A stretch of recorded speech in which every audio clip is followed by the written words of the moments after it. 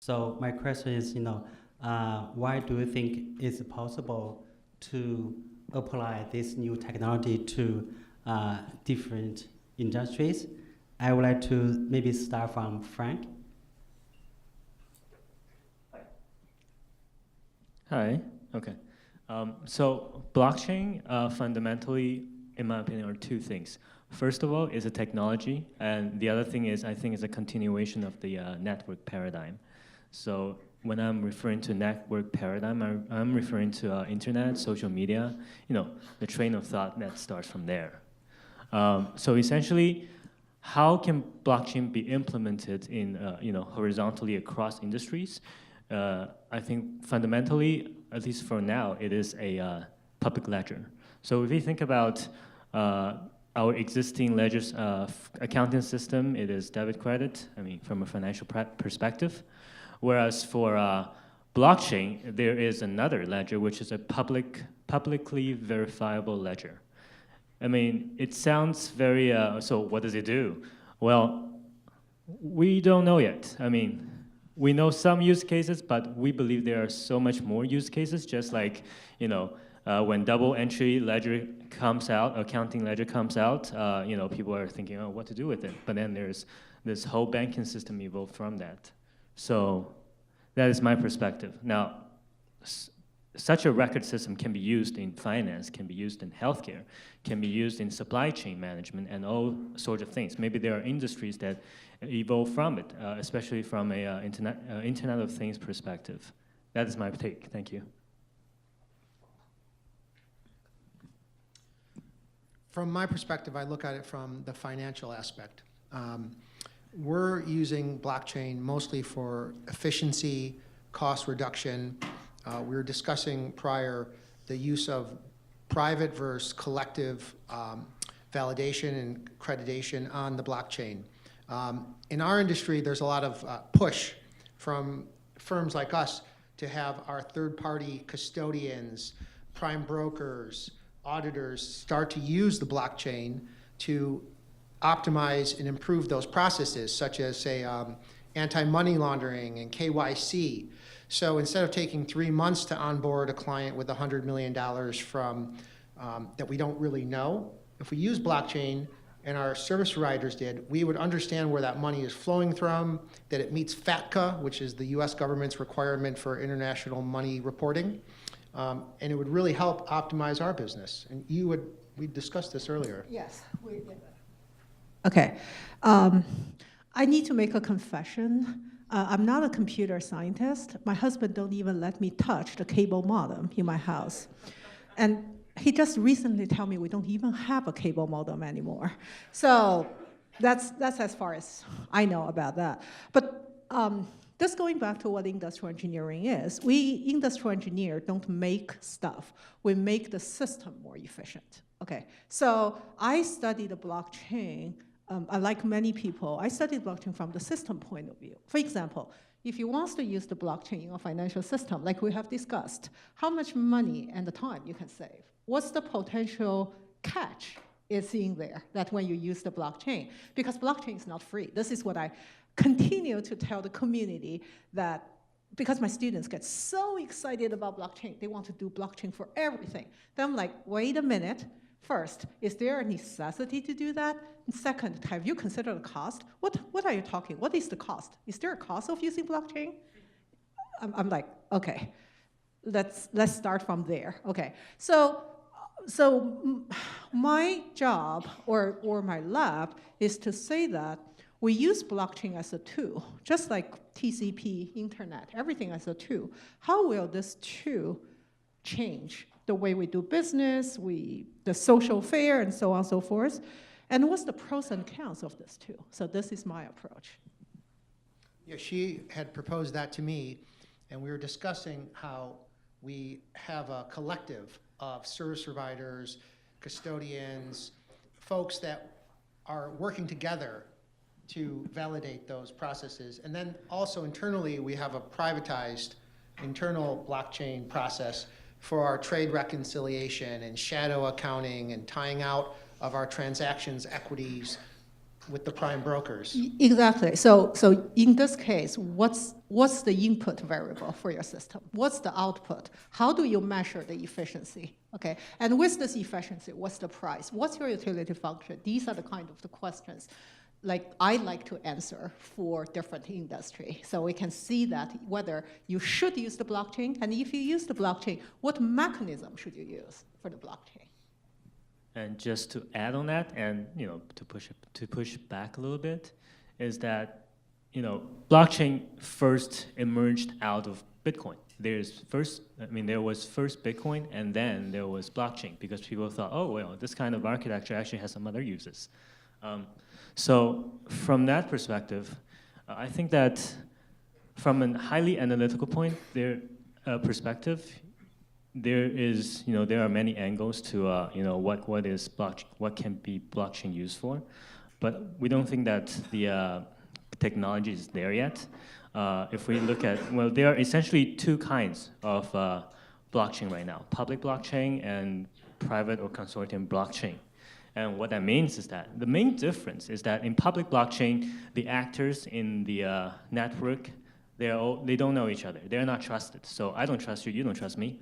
You may be in London, I never see you before, I never met with you before. So how can we actually trust a public ledger that essentially says, okay, well, you guys did this transaction before, and everyone believes that. So that is the main thing.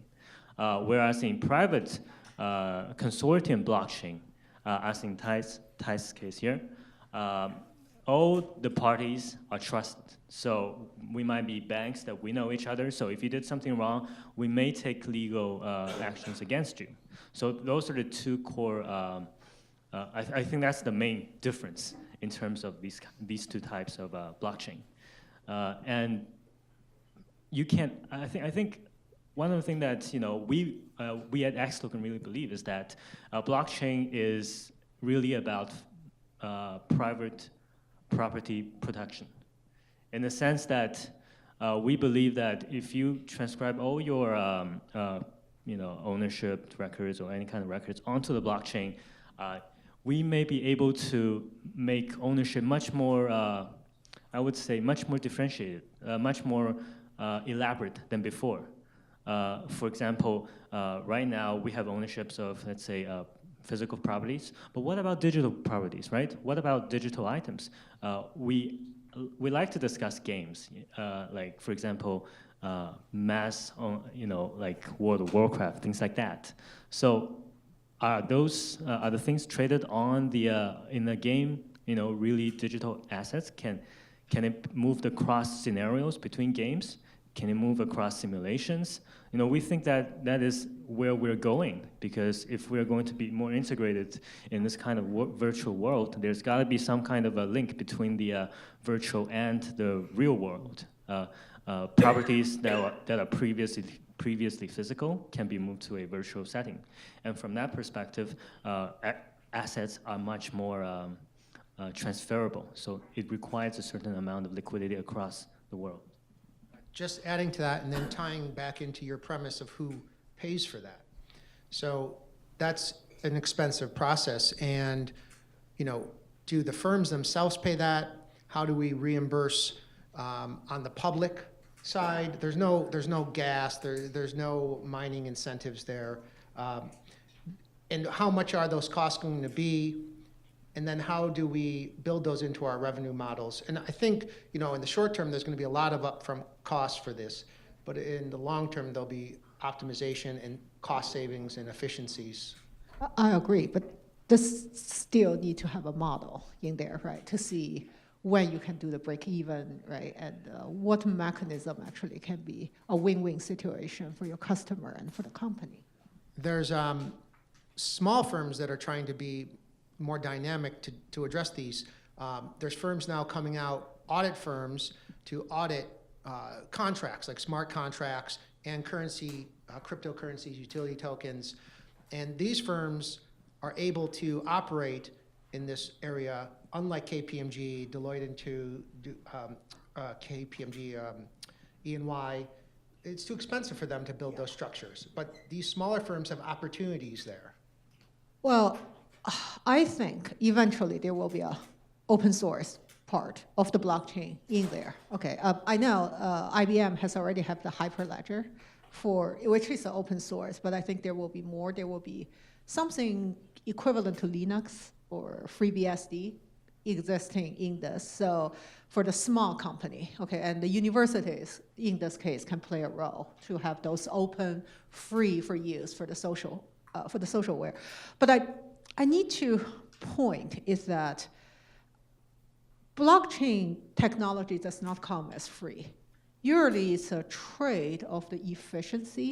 This kind of sounds irony because on one side, the blockchain can actually help you to finish a deal from, like, say, several months to several days, or even shorter than that. But on the other hand, if you go to a coffee shop now, buy a cup of coffee, you just swipe your card or use your phone to pay for that.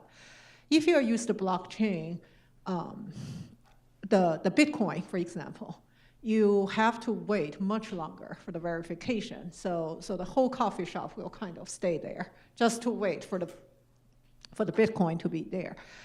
And my first Bitcoin actually come from my student who my former student who is the major organizer of this conference.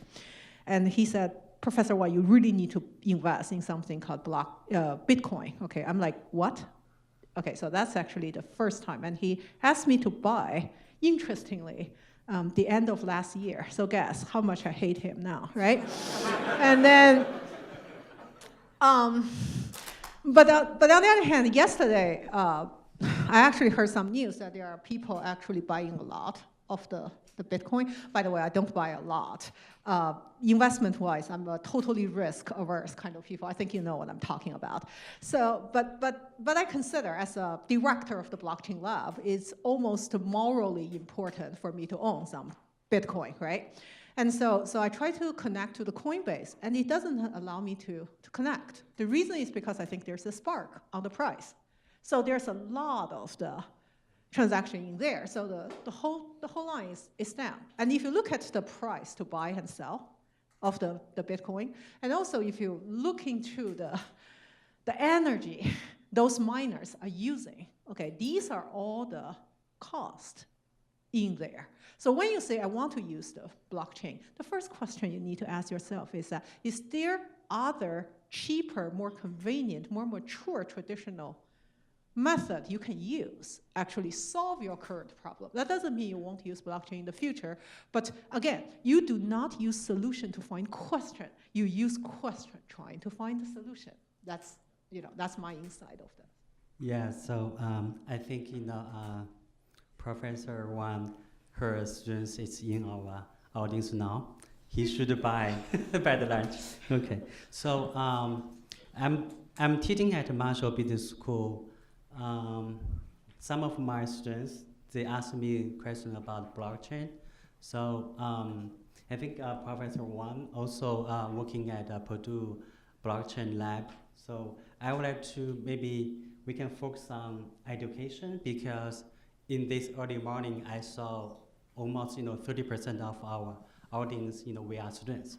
So can we talk about the blockchain education or the blockchain application in education industry?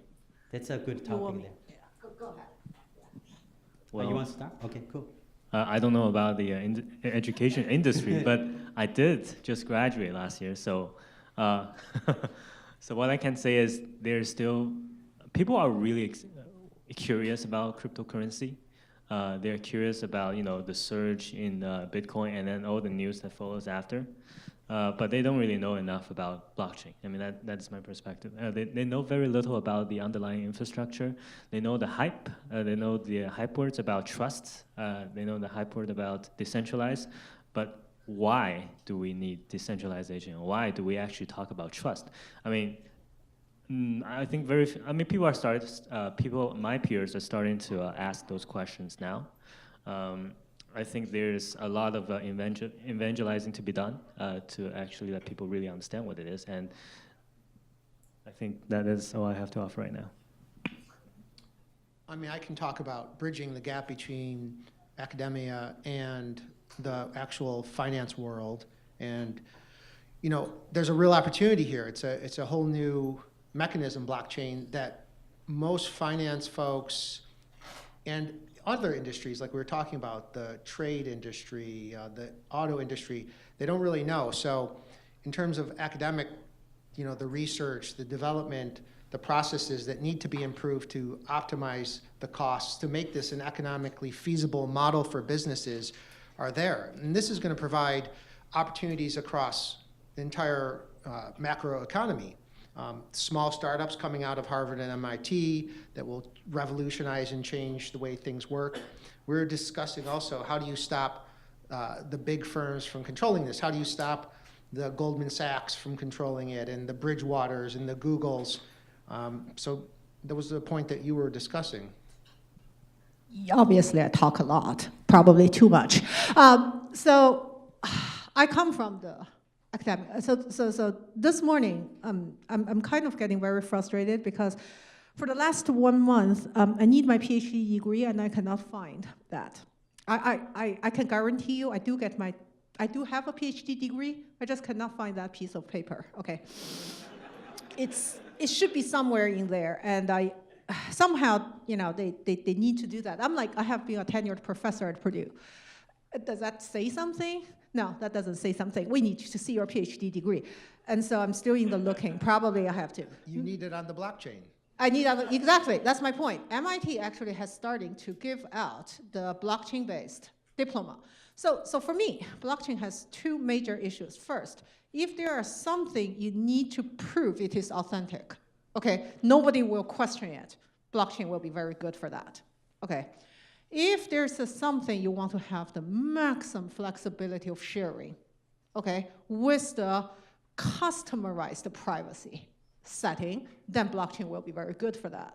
So in the education, if you look at the blockchain application, I will think that the diploma and all of the credit, your education. So for example, you can come to Harvard and select several of the courses, and then you don't have to go through all these process to get your transcript. If it is on the blockchain, then it's authentic. You can just show them to the people, and in whatever way you want to show them. Secondly, I think for the education-wise, a lot of the people, they make materials very good for the education, right? And people are supposed to pay for that. But I think if we do the blockchain, then it can track who has your copy of the work and how they use that.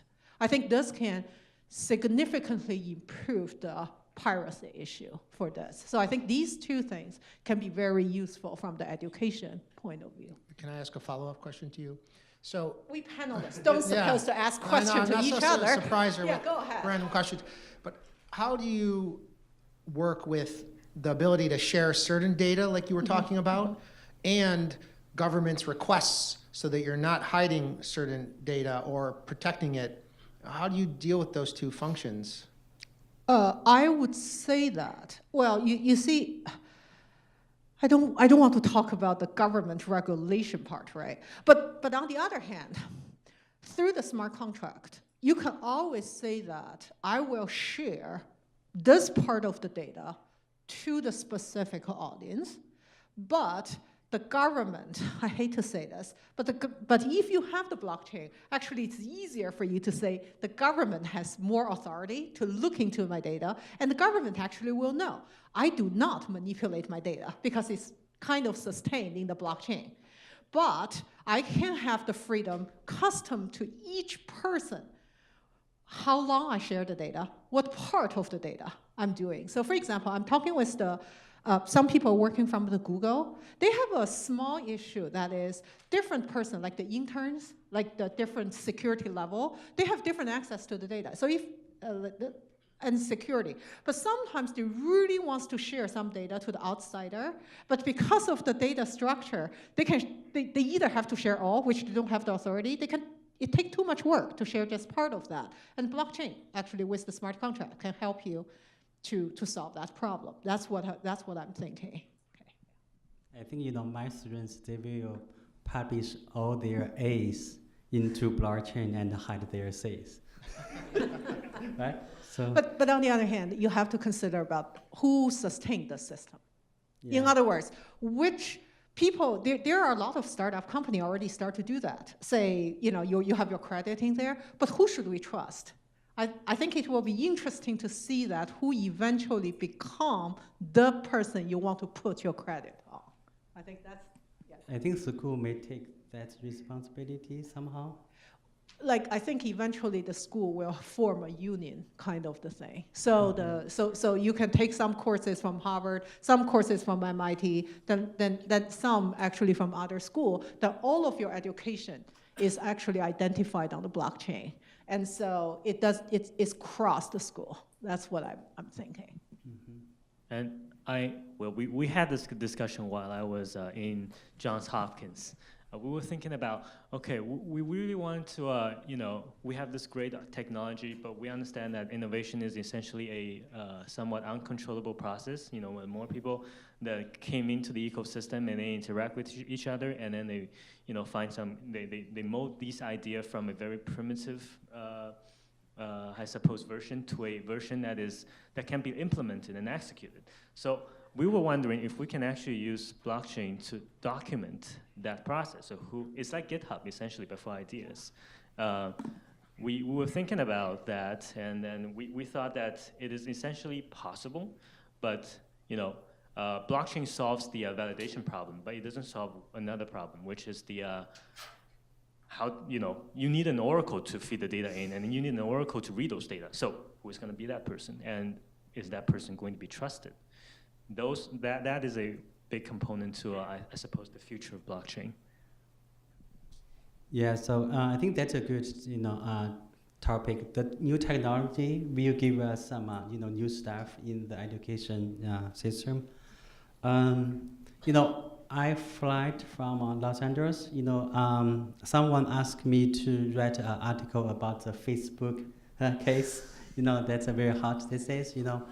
Last year, I remember we have a lot of, data leaking case from different, companies, and then now we have the Facebook cases there. So I think blockchain may help us a little bit in the field that, how we can protect the user's data, how we can, secure the data. It's kind of a trade-off, right? So we need more data from our users. So we need to build more, recommendation system to fit their, needs, right? But on the other hand, we need to protect their information. So how blockchain can get into this field? Well, I think that touches on what we were just discussing. We have discussed a lot. Yeah. You'll probably see. How do you share on the blockchain what you want to share? And how do you protect your data? We were collaborating on that idea just previously, and it touches the point that you just made. Okay. Blockchain can make everybody own their own data. I have a strong belief of that, and that's actually what blockchain is mainly for. So you own your own data. Like, you guys all know, if you buy a newest Roomba, they actually send your house floor plan to their company, okay, and then come back. If you do it in the blockchain, that won't happen. You actually own the data in there. But tomorrow in the MIT, there's an AI, and the AI with the blockchain panel I will attend, and that's an exact example I want to make. However, it's the human being, actually, you have to make the judgment. We human being, AKA, I'm talking about me, sometimes actually trade my privacy for the convenience. Like, Amazon know me much better than I do to myself. Okay, so Amazon always recommend this thing. I'm like, oh, I never thought I should buy this, but this looks very interesting. Okay, so actually, and also I start to send Christmas gift to the UPS person. That's how much I buy from Amazon, right? I already know the guy very well. So how does Amazon learn from me? Because I stopped to go to the local stores since my second son arrived. Amazon is so convenient. They give me everything. Okay, I can subscribe the diaper, then the diaper show up in front of my door. So Facebook, the same thing. A lot of times we give out our data. That's why when people talk with me about the blockchain, so the patient actually own their food record, okay, I start to get worried. Because think about all the elder person. If they actually own their data, how vulnerable they are if they're not well educated. How easy it is for some people to actually cheat them to let know every detail about their medical record. And that will be a disaster. Okay, that will be a disaster. I mean, in reference to the finance world and sharing of data, Facebook, well, for us, that's one of the biggest obstacles is people are sharing very intimate data with us. How much money are you making? What are your retirement goals? What kind of stocks and equities are you investing in? And that information is being shared at our level, at the brokerage level, at the custodian level, at the regulatory level. And there is massive amounts of breaches and fraud, and that's why there's the SEC, that's why there's state regulators, that's why there's registered investment advisors, that's why there's all these security laws and regulations, because there is that need to share data, but also to protect it at the highest level. And those are the types of projects we're trying to work with our service providers on using blockchain. How do we make this more efficient and cost-effective for us and the clients? How do we allow the clients to share data they need to share? But nobody wants to tell anyone else how much money they're making or what their bonus was or how You will be surprised okay, about How much that. are you making? No, I'm not telling you that, but you will be surprised. Yeah. And I think there is such a thing as a zero knowledge proof. So it's a very new development in cryptography. Essentially, it means that you can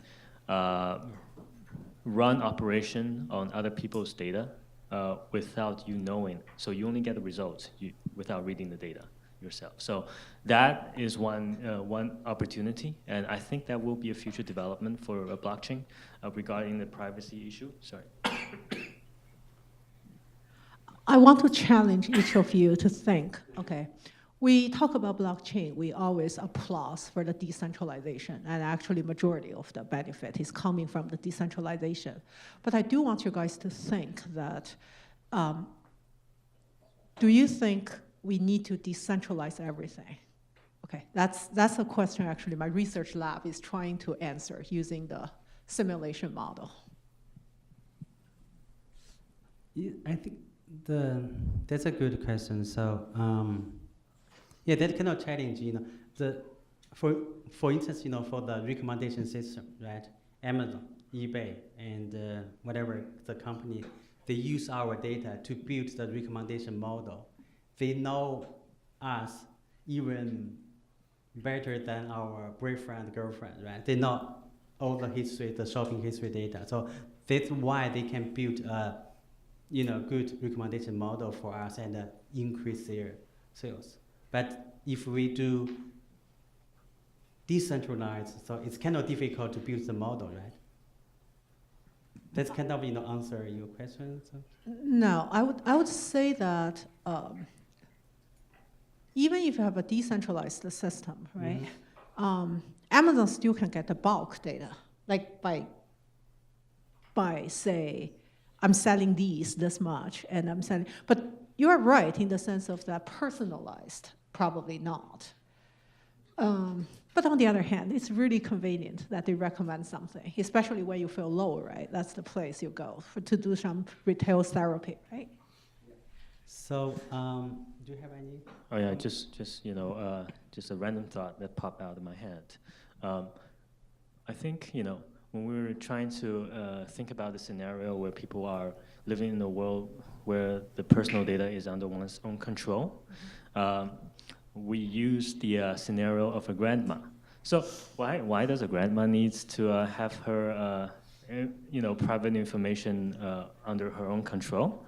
Well, we don't know. I mean, at least for now. Maybe for younger people, for high schoolers. Actually, we held a conference in Washington D.C. last week, and there were 3 high schoolers who came to us, asking about what is blockchain, and what can we do with blockchain in healthcare, in finance, and stuff like that. And I'm thinking that maybe the future grandma will know what to use this kind of a privately controlled personal data for, but the key question for us is that how do we bridge that difference?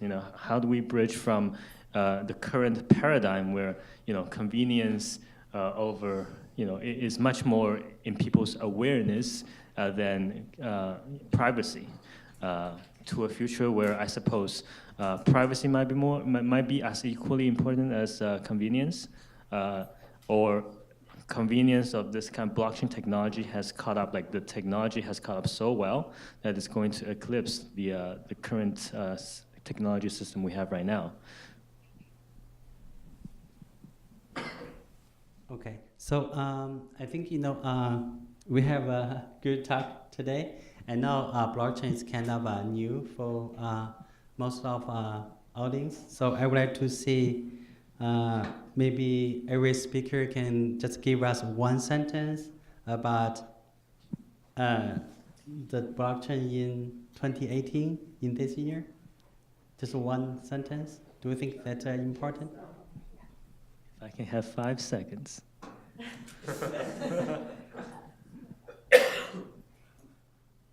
This year is all about real application, like more application coming out, useful application, and an update of the basically blockchain stack. Yeah, I agree. It's this year will be the use of blockchain in terms of the generation of new opportunities and wealth transfer. The traditional, say, finance model is being completely rewritten, especially from my perspective, where if you had a startup or a small firm that needed to raise capital, you had to go to traditional sources, find an equity partner, write a paper contract. Next generation was this whole crowdfunding online platform. And now you have, this year, it's going to be the utility tokens, the service tokens, to really finance underlying businesses that are legitimate, that have a track record, that have IP, that have material behind them to move forward. I have more questions than answers for the blockchain this year. So I'm actually looking forward to see more fantastic thing coming out from here. Okay. And also, I hope the blockchain, the Bitcoin price going up. Okay. Okay, so I think that's all for today's panel. And again, thank you for everyone.